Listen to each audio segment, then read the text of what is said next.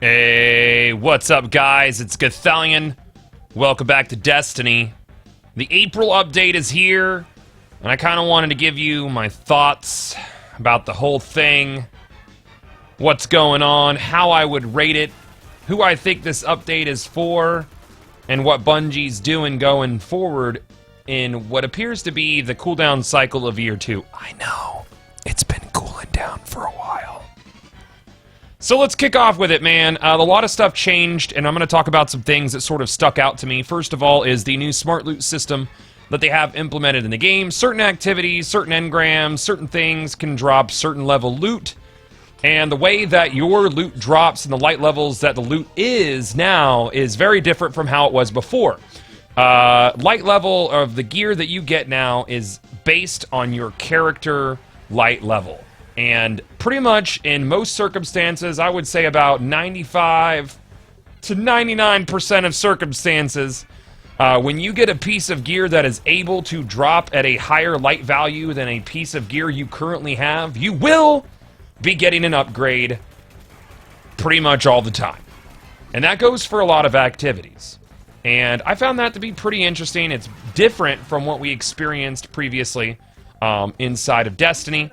Of course, you know, back in the day, you kind of remember, back in the day meaning last week, you remember that when an item dropped, there were two rolls going on. There was the roll to get the item, that was your RNG, you got the item, huzzah! And then after that, well, you had to get the light level that was going to get you the upgrade. Well, now you only really have to rely on getting the item itself.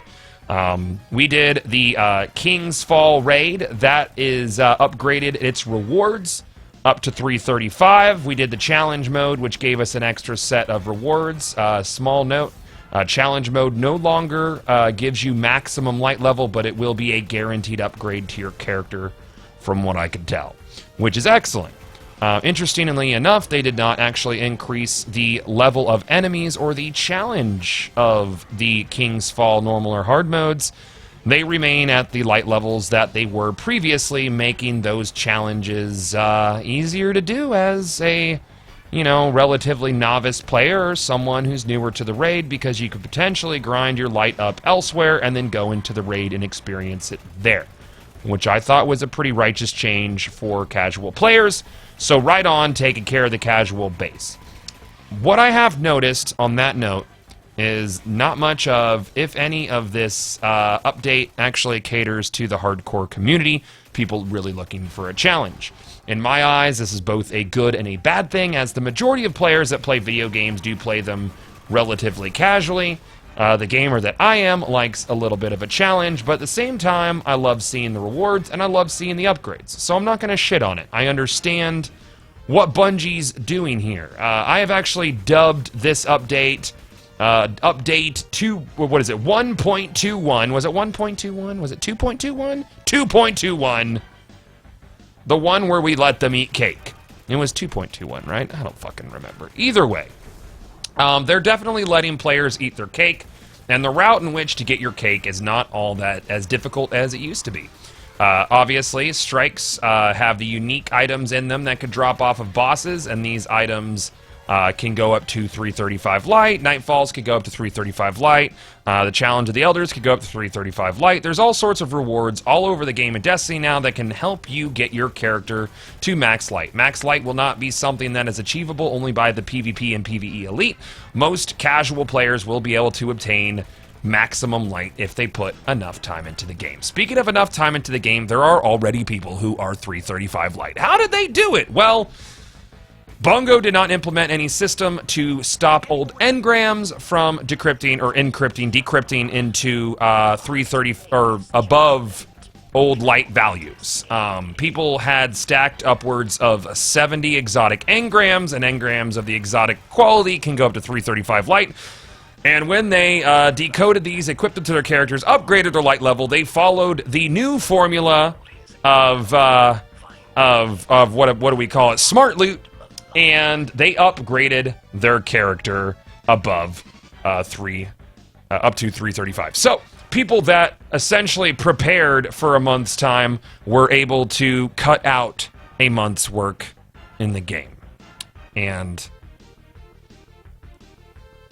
I don't know how I feel about this. You know, I didn't do it. I didn't want to rush to the finish line. Did you rush to the finish line? I didn't rush to the finish line. It's irrelevant. People have already gotten 335, but that's because they prepared for it. That is the only reason. I would say that the average player playing a couple hours a day, no preparation into it, will probably get all three of their characters up to 335 light within a month's time. Once you get one character up to 335, you'll be able to get the other characters up to 335 pretty easily, just by farming infusion fuel on your max level character. So easy peasy lemon squeezy on that one. Going forward, weapon balance feels better. People were worried about the last word. It feels pretty much around the same. I'm kind of just going over my thoughts at the end of the day. I got a flight tomorrow, so I didn't really have any time to edit something, so I thought I would just play and talk to you guys. And it's not much different from what I usually do. So at the end of the day, I like the update. I think it was a good update, especially for the casual players. You guys know how I feel about the Sterling chests. I don't like those.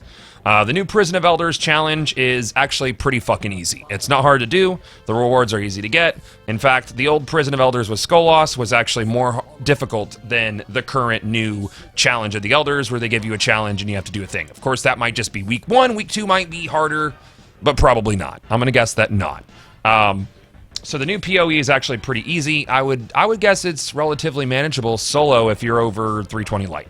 So good luck to you guys out there who want to play alone and do that. I will let you know I love this Hud Free Mode.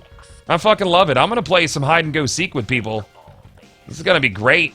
I love hide and go seek. It's such a pretty game. You take the HUD off, you really get to see all the stuff, man. You see all the stuff, but you see none of the stuff too. That's the trick. So, what else? So, officially, I like it. I like the update. I know, surprise. Bungie puts out something for Destiny. King Italian likes it. Yada, yada, yada. I've heard it all. But at the same time, you know, the hardcore gamer in me feels like I wanted a bit more of a challenge than what was given, and it feels like they've really watered down the experience more than what was watered down inside Taken King. And that is it, man. That is how I feel about this. It's a little bit more of a watered down experience. It's still fun. It's much more rewarding than any other previous iteration of Destiny or update of Destiny to date. We're going to see how Trials feels over the weekend. I recommend, if you've ever played Destiny, or if you left because you were stuck at 319, or you just felt like you kept getting dicked over by loot, and that's why you left the game, then you should give it a try. If you left Destiny just because you don't like the gameplay of it, then it's not going to be for you. You know, this is an update for the dedicated audience and people who are relatively new to the game. If you're someone who's on the I Hate Destiny bandwagon, then, you know, don't even bother with it. I'll see you guys in August or September when the next Destiny expansion comes out, or whatever it ends up being. So that's it. Solid update by Bungie. A good update by Bungie. A terrible review of a good update. I would say probably one of their better free updates for the game. Again, Eververse stuff aside, I'm very happy with this update, and it makes me want to play the game again. It gives me something to aim for as far as a vertical ceiling goes, and I'm looking forward to PvP and hopefully feeling like that is a bit more balanced. Oh, and they fixed the shade step glitch, which was pretty cool. I didn't expect them to get that done, so fucking kudos to you guys over at Bungie. As always, guys, thank you very much for watching, and I'll see y'all back inside of Destiny.